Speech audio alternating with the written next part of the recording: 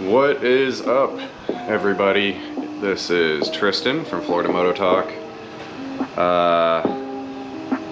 So I did my last track day of the season in May because it's Florida and it was getting too hot, and Jennings closed, and with my rig I didn't really feel safe going any further, but I've gotten rid of the Ford. I now have a good towing rig, so my horizons have been broadened. But you know, you get off the track in May and you think, oh, I've got all this time before things cool down and the tracks open up again and stuff. I got plenty of time to do everything. Well, it is now mid-July and I've done nothing. So I guess I need to actually start working through some of this stuff. So I have a front brake lever guard that needs to go on. I've got new grips. These are 20 years old, rock hard, not really grippy or anything, and the left side one almost fell off on me at the track last time. So I figure, stuff it, may as well replace those. I got a new Racier keyless gas cap in case I ever want to go keyless ignition. Then I don't need to make sure I have keys with me when I go to the track. And I've still got these tank grips that I need to put on, as well as my Spider Racing rear sets. So you gotta get those on the bike, switch it to GP shift, which I'm hoping I have enough clearance here to do that. And also just kind of fix my foot peg position, because right now it's completely jacked up and my knees are in my ears, and it is limiting my mobility on the bike. So that's definitely something I need to get sorted out. I was thinking about getting some bits Cerakoted, like my new chain adjusters and stuff. But I think that's just, that's gonna have to hit the back burner, and gonna focus on functional things to start. I do have another rear wheel that I assume is straight, but I don't know. So I should probably buy a rotor for that, and I think I need spacers too. Then at least I got two wheels, so I don't have to be panicking to change tires at the track every time. I've got new front and rear wheel bearings. Should probably put those in, but I don't know if I feel confident doing that, so we'll see. But for now, it's time to start putting all this crap on the bike.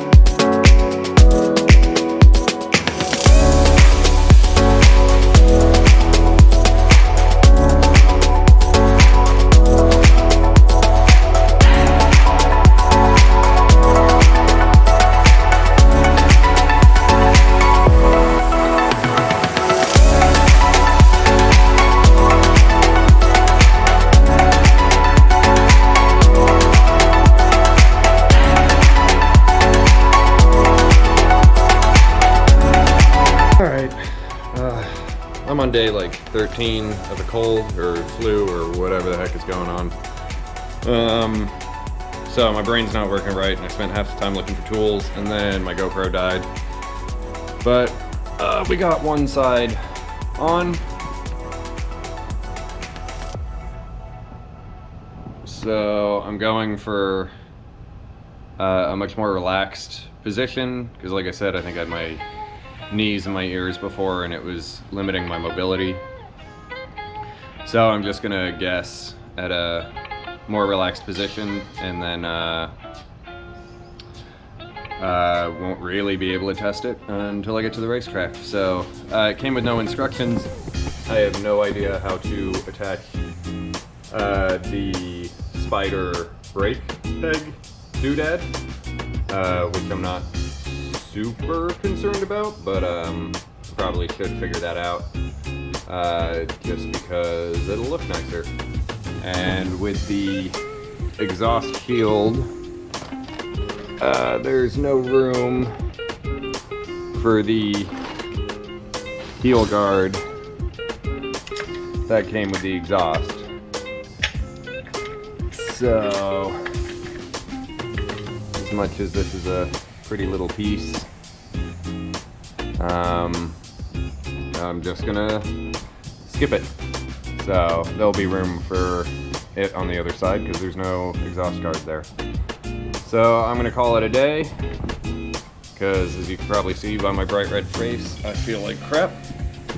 And I guess we'll start the other side tomorrow. So no idea how this video is gonna come out, because again, my brain is not working, but trying anyway. Okay, round 2 on the 749 rear set. Still feeling kind of crappy, and I already did an hour or so of yard work, but I got a little bit of time left this morning, so I want to keep going. My brain is working a little bit better, so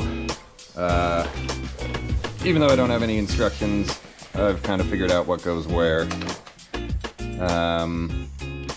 So I don't know where that piece went. I'll find it. But anyway,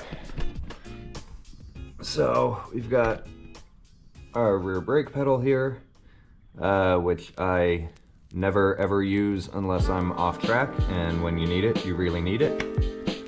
So down here is the brake light switch, which I don't need because I don't have a brake light. So I'm gonna figure out where this wire goes. I'm gonna delete it, and then all I gotta worry about is replacing the lever. Just a minute ago, just because it was quick and easy, I moved this back one more notch, and that has definitely relaxed the body position a little bit more. I think I'm going to be fine with ground clearance, but who knows. But first things first is I need to get more comfortable on the bike than I am right now, so I am going to get into this brake lever now. Okay, bye.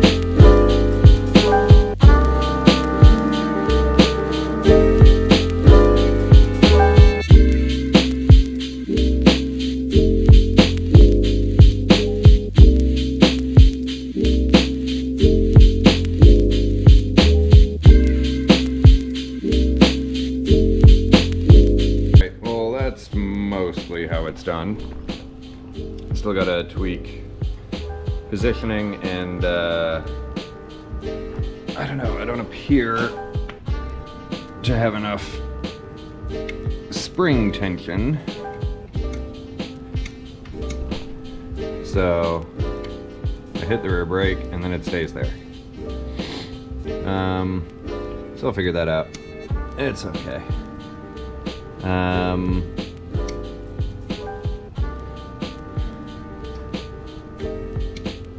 Maybe I just tightened it too much on the bottom.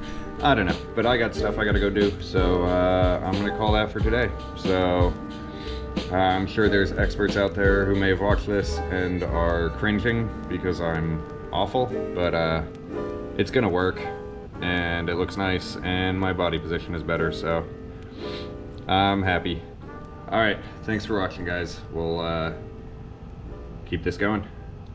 All right, so I've decided instead of making this one long video that no one's gonna sit and watch the whole thing, we'll split it up a little bit. So, and I was just out donating blood. Go do that if you can. Blood banks are desperate and people need that shit. So go do your thing. But anyway, I got it working and figured I'd just do a quick breakdown on the anatomy of the rear brake, because it's actually very different on this bike to what it was on the Monster, with it all being like separate pieces and stuff. So I've not been able to get the grip on correctly because it's so tight. So I'm gonna have to get a heat gun and just soften that up and then pull that on. So ignore that for now, but otherwise we're all set. So like I said before, the stock foot pegs come with some adjustment, but I found before, which is why I had them up so high, that the previous owner had cross-threaded every single one of the holes except for the top and forward-most positioning. So I had to put these in the same position, top and most forward. So then I put the actual foot peg bracket itself in the farthest back. So that's kind of pushed my seating position back, relaxed my leg a little bit. My knee now kind of rests down here, whereas on the other side that I haven't done yet, it's still like way up here. So I think that's going to make my life a little more comfortable moving forward. So as I said before, I didn't have room to put the heel guard in. I may take a Dremel to it, and I think I'll be able to just get it in there if I Dremel it off a little bit. Or I just may not bother, but I don't really like those just being empty, but at the same time, it's a track bike, not a showpiece. So yeah. So with your lever here, you've got the bottom here. This is where the brake light switch was, so the screw would put pressure on that. I'm using that screw right now just to kind of hold the lever where I like it. So it's not actually hitting any sort of brake switch or anything, and that I disconnected. I just need to get some electrical tape and cover this all up and tie it up out of the way. But that would be your brake light switch, but I have, of course, removed that. So then what you have is your plunger on the top here, which is what's actually pressing the brake lever. And I may still need to tweak the adjustment on this a little bit, but it gives you an idea on how this works. So that presses in, and that pushes the fluid, which then pushes the brake caliper. So if we do that, you're locked. So what's pushing this lever back and forth, if you can see it in there, is there's a spring wrapped around here. So that is just giving you your pedal resistance as you depress the pedal, and then it gives you the pressure to push it back. So pretty straightforward. A little bit different to the way the Monster worked. So with the Monster, the master cylinder and everything connects to the rear set itself. It's not a separate connection to the bike. So you're still depressing the same lever, same like push rod type thing, but this you're just doing it as a separate piece to the bike. I need to get a longer brake hose so that I can position this slightly differently. But overall, it all works and everything, and this rear brake has always worked better than the rear brake on the 749. But again, I don't use the rear brake unless I'm in the dirt, and then you're just pumping it anyway. So it's not super critical to me. When I send the bike to Ducati this off season, I'll probably have them just check that out for me, make sure everything's kosher back there. So, like I say, I'm going to split kind of this off-season prep into multiple parts. So, next is going to be the left side rear set and switching the bike to GP shift, and we will go over all of that as we get to it. This one's actually going to be pretty easy. This bike didn't come with a new shift rod or anything, so I'm just keeping the original one. Basically, I'm just going to have to adjust the length to cater to where the new foot peg is going to mount, which is going to be somewhere down here, I think. And then by flipping this over, I then reverse the shift pattern to go into GP shift. But I can explain the benefits of that a little bit better at a later date.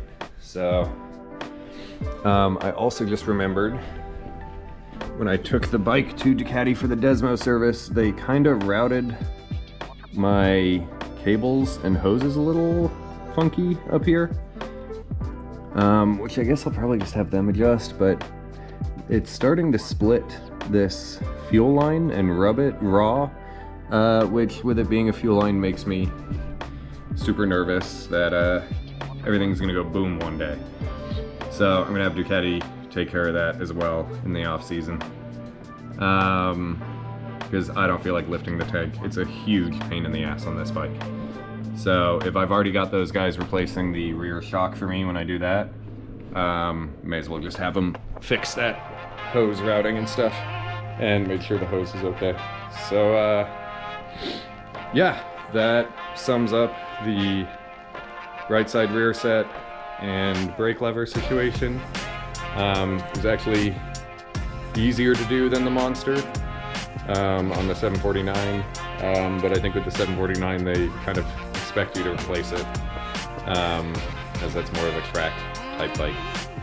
So that's where we will end this video. Next weekend I'll try to get the next part out as we continue to go through and get the 749 set for getting that A group bump and the whole next season. And hopefully new tracks. Hopefully getting out of just Jennings. So I might try Homestead, but that track looks super bumpy. I'd like to do Roebling and Road Atlanta next, so we will see. Alright guys, thanks a lot. If you have any questions or anything, let me know.